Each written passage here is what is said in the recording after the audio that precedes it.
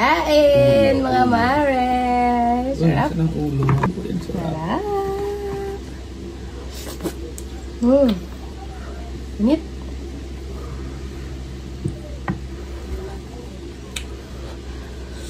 Saan ang gusto ni Happy? Durog na. Oh? Ang sarap.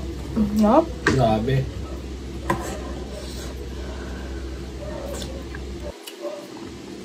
Kasi nan pa. Gusto ko lang nang meron ako nakatagat na harap. Ha?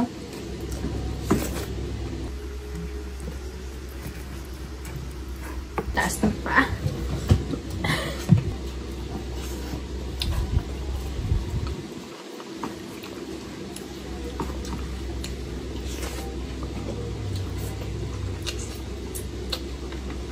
Ganito yung mga luto na hindi ka talaga magsasawa, no?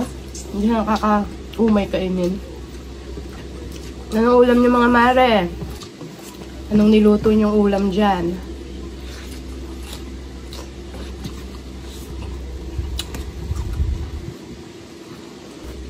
Ngayon pa lang iniisip ko na kung ano na naman lulutuin ko bukas. Sili.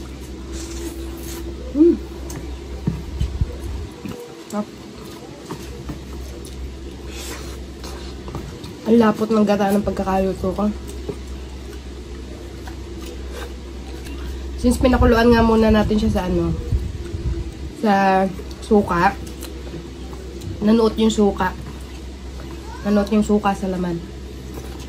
Kaya yung isda pa lang malasa na. Mga bukas, hindi ako makapag-upload ng vlog dahil uuwi uli kami ng Batangas. Nisilipin namin dun yung bahay. Nakapag na daw eh. Nakapag, nga yung bibi? Nakapag-asinta na.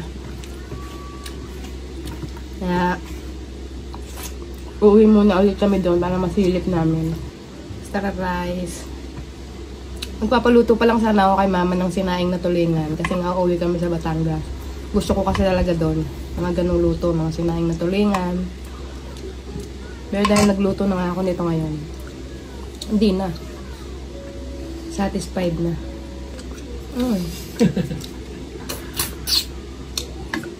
Ang mga manti-mantika na siya. Oh. Tapos talong. Yung ganitong ulam, sabaw pa lang. Ulam na.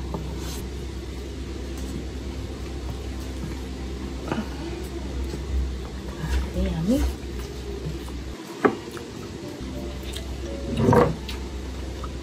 Yung batang maliit mga mare, ito na rin yung pinapaulam namin. Ang anong ulam namin, yun na rin talaga kinakain niya. Mga pwede lang siguro mga tuyo-tuyo o hotdog, yun, hindi ko man siya masyadong pinapakain nun. Kung anong ulam namin, anong niluluto ko, yun na rin talaga kinakain niya.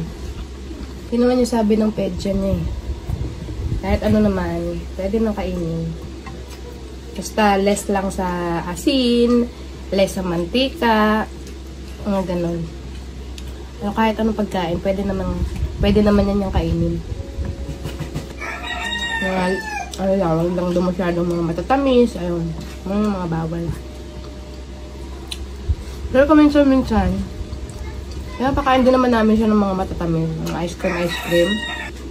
Siyempre, mahirap din naman sa bata yung hindi mo masasanay kumain ng mga ganon-ganon. Kaya paminsan-minsan, pinapatikim din namin siya. Hanghang.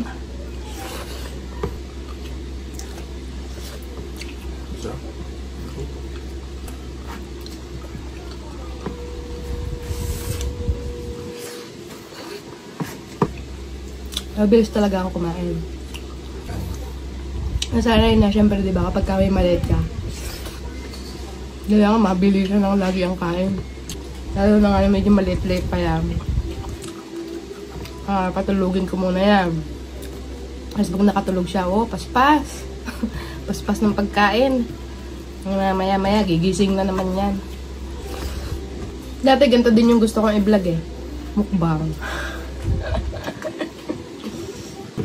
Kasi Aba, parang, pagpapanoorin mo, parang ang dali-dali lang, kakain ka lang sa harap ng camera, di ba? Walang kahirap-hirap.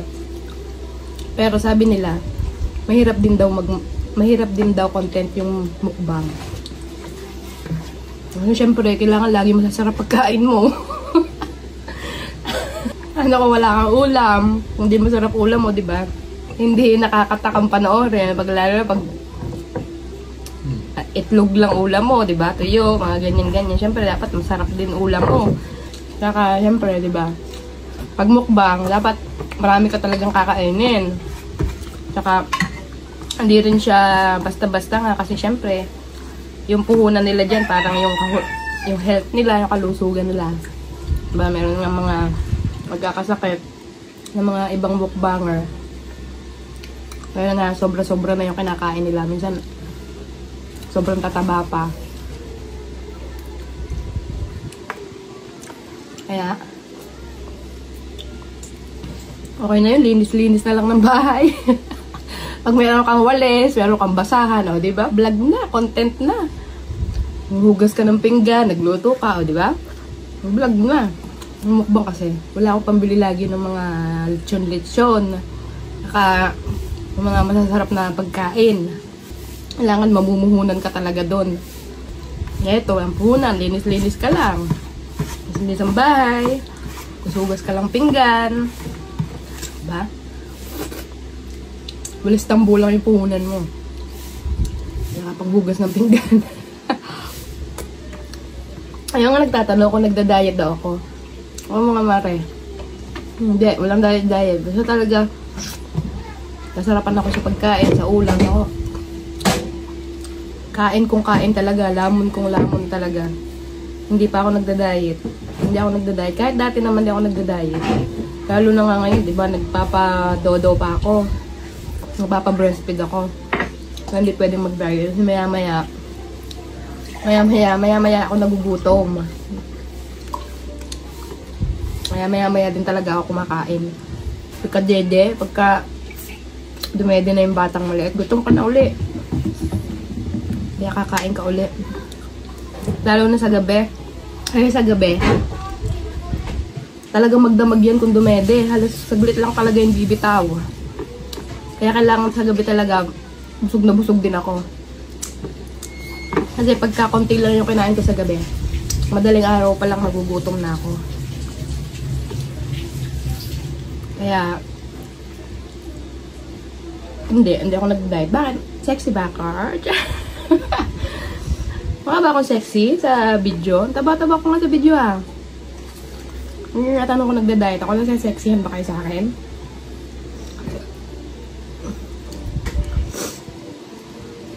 Pero mas mataba talaga ako dati. Nung nag-umpisa ako mag-vlog, medyo chubby-chubby talaga ako ng konti. Medyo pumayat lang talaga ako medyo pumayat pa talaga ako. Siguro dahil din nga sa pagpapa-breastfeed. Kasi nakakapayat daw yun yung pagpapa-breastfead. Parang ayaw ko pa rin iwalay yung batang maliit sa akin. Kasi bumotsyog na naman ulit ako pagka winhalay ko siya sa pagdede.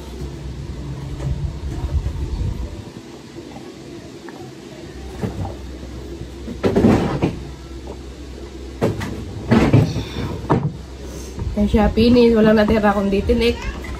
Paano mga mare, kain na rin kayo. Bye-bye!